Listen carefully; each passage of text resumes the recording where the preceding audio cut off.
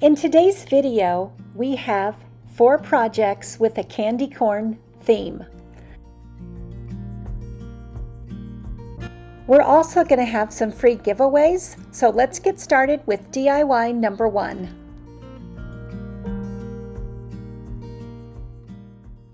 For our candy corn garland, the first thing we need is a template, and I did an image search on Google. And we need 2 copies. One we'll use to cut out our foam, and the other one we'll use as a paint pattern.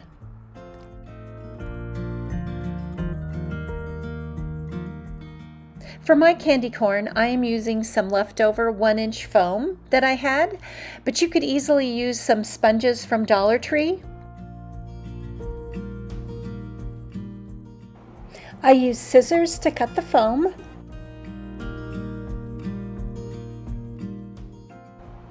I used acrylic paint in white, daffodil yellow, and pure orange. And I used my template to mark where I wanted the paint to go. I painted the bottom and the top first. I let those dry, and then I painted the orange in the middle. While you're watching me paint this, it's the perfect time for a question.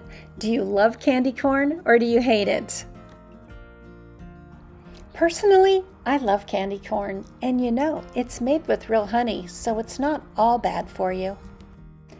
Leave a comment below. We'll see who wins, those who love it or those who hate it.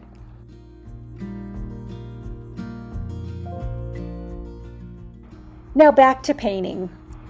Because the foam absorbs some paint, you can apply a heavier coat. I applied just 1 coat with a little bit of touch-up where needed. And I made 4 more for a total of 5 candy corn. And I have candy corn placemats, and I left one out so I wouldn't mess up the colors. And you can see I still messed up the colors. So I decided to make 1 more with a messed up color so that it looked like I meant to do it. I covered the back with some leftover felt.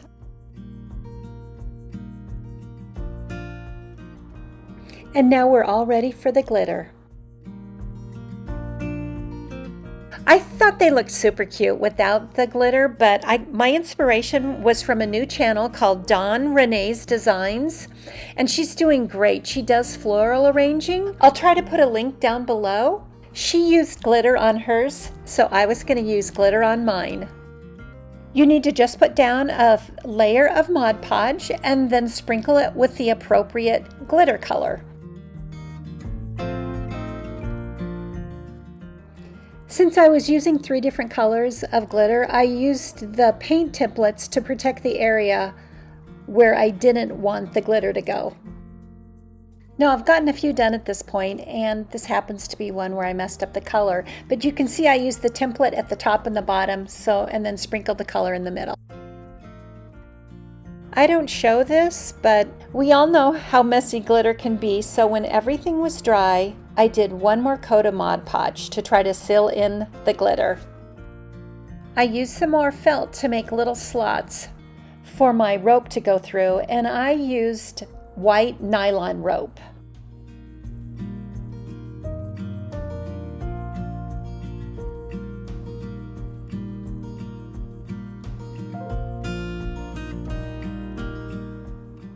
I used a dowel to push through. It just made a little channel, and that made it easier to push the rope through.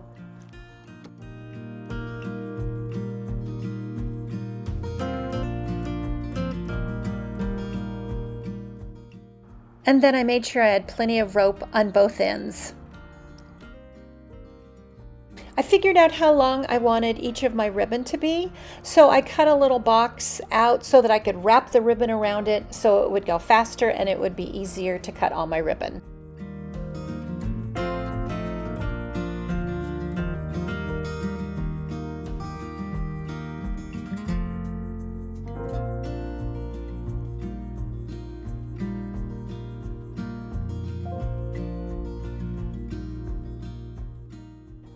Once I thought I had enough variety of ribbon cut, I started tying on the ribbon.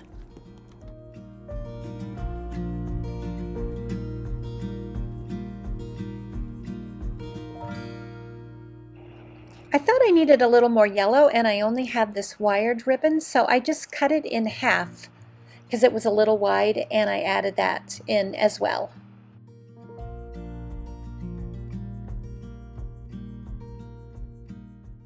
A tip for tying on your ribbon is don't tie your knots all on from one side, alternate back and forth, or all your ribbons will be leaning one way.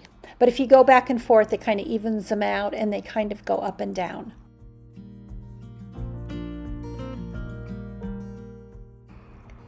I had a pattern that I was using and I was trying to stick to the pattern, but when it was all said and done, I went back and filled some more colors in, and I don't really think you could even tell if there was a pattern.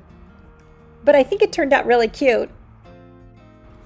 I'd love to know what you think.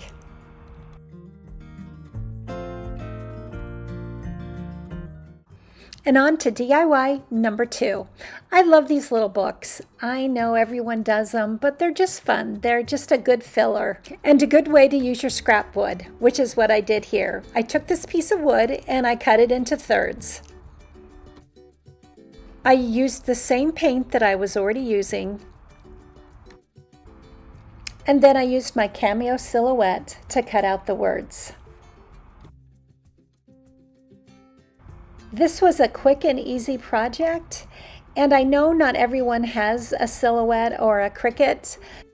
So for the first 5 people that email me at lifestyleofadiyyer@gmail.com, I'll send you a free set.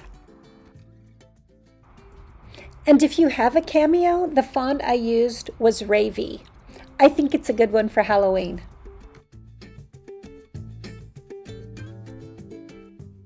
I took some burlap ribbon in orange and wrapped it around my books. And then I went through my stash of ribbon and I used a combination of wired ribbon and just regular ribbon. And for a messy bow, it's best to put the wired ribbon at the bottom. That gives your bow a little body. And then I ended it with some pom-poms. Who doesn't love pom-poms? And I cinched it all together with a zip tie, and then I fluffed.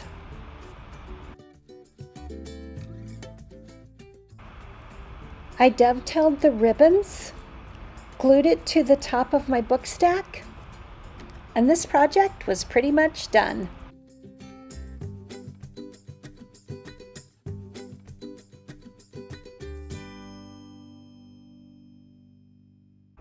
And on to DIY number 3. For this project, I had thrifted these blocks, so I just needed to take they had material on them, so I just needed to take the material off.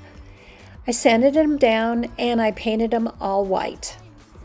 And then they sit there for a year. You can see I have a long sleeve shirt on, and I live in Las Vegas, so there's no way I'd be wearing a long sleeve shirt now. And I thought this would be the perfect project to use 3 of the blocks. I also painted these while my candy corn was drying, and I used the same 3 colors. I got a theme going here. And I have 5 free sets of Trick or Treat to give away, so email me and put in the description Trick or Treat.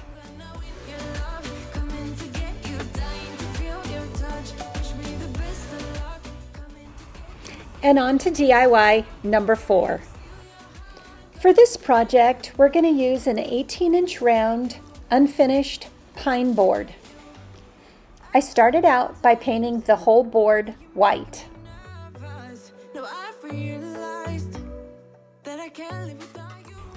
And then I taped it off for my 2 other colors.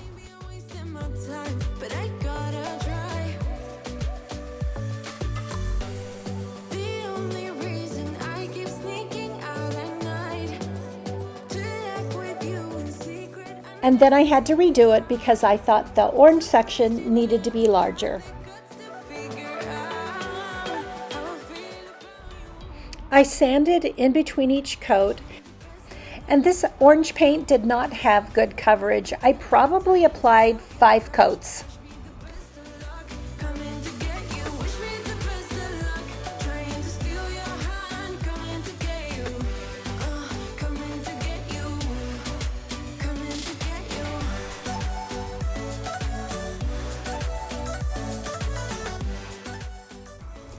It wasn't a nice crisp line for between the orange and the yellow, so I did a little touch up. I am by no means a silhouette expert, and I'm sure I could have done this a better way, but I had the H of the Halloween separated, and this was the longest word, so I started with that because I wanted to make sure I got it centered on the board, and then I would worry about where the happy went. I decided to put the happy farther to the right, so on the left side I'd have room for a bow. And if I could do it again, I would lower the Halloween so it's further down in the yellow like the happy is down in the orange. And I used one of those bow makers to make my bow, but I forgot to turn on my camera. But I think it looks cute without the bow too. What do you think? Bow or no bow?